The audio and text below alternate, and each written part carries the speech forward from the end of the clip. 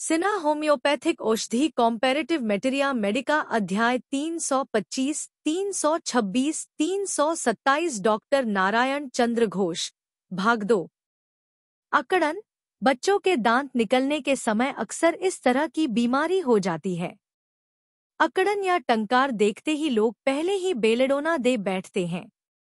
इसमें संदेह नहीं कि दांत निकलते समय की अकड़न में बेलडोना फायदा करती है, पर यदि कोई उभेद अच्छी तरह बाहर न निकल पाने के कारण अकड़न हो तो कूप्रम, जिंकम, स्ट्रोमोनियम इत्यादि दवाओं की जरूरत भी है।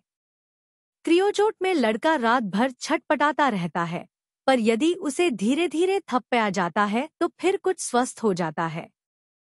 पेट की बीमारी को परावर्तित क्रिया रिफ्लेक्स इरिटेशन की वजह से यह अकड़न होती है। ऐसी अकड़न में कॉस्टिकम फायदा करती है।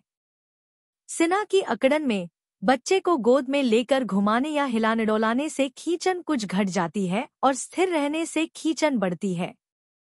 कृमि से उत्पन्न अकड़न में आर्टेमिसिया, इंडिगो और सिन्हा। डॉक्टर फेरिंगटन का कहना है, इससे फायदा न हो तो क्वासिया फायदा करेगी। मसूड़े लाल होना और फूल जाना।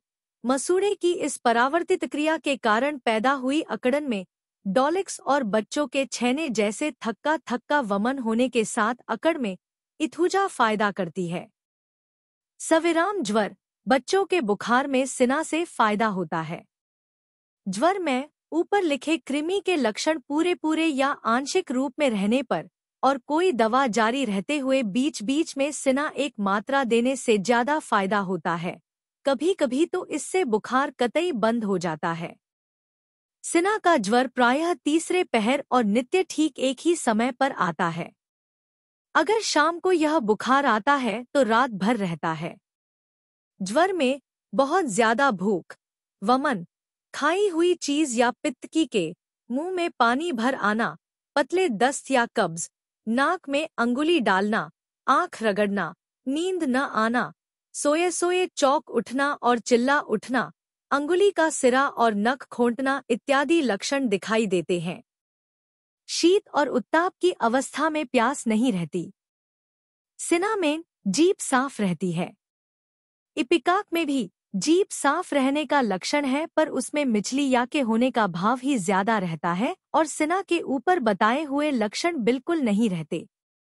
टाइफॉइड ज्वर। टाइफॉइड ज्वर में बच्चा बिल्कुल बेहोश रहता है और साथ ही अफरा और अतिसार रहता है।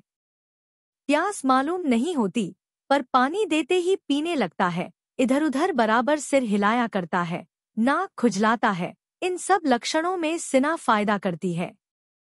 इस रोग में यदि रोगी रह कर बहुत छटपटाए और लगातार रेंगरे करता रहे, किसी न किसी चीज के लिए बराबर जिद करता रहे, नाक के स्वर में रोता हो और इन सब लक्षणों के साथ ही ऊपर बताए हुए मानसिक लक्षणों का भी समावेश हो, तो सिन्हा से बहुत ज्यादा फायदा होता है।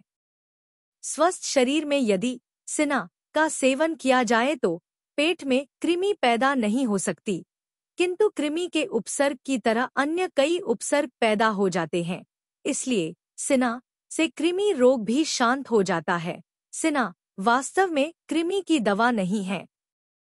खांसी। बच्चा दिन रात खांसता है, खांसते खांसते शरीर में कड़ापन आ जाता है, खांसी के बाद गले में घड़-घड़ आवाज होती है।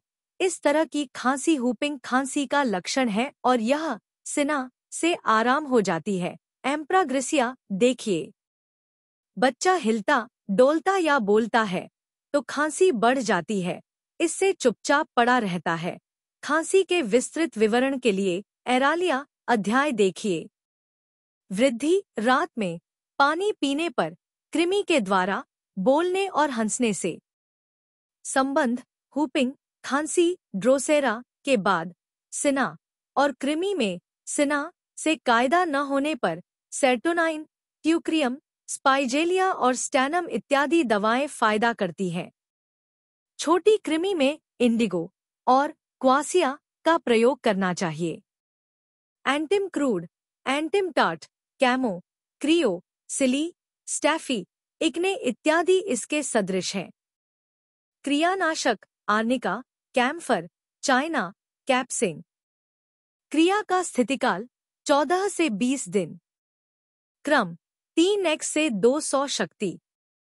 Subscribe please.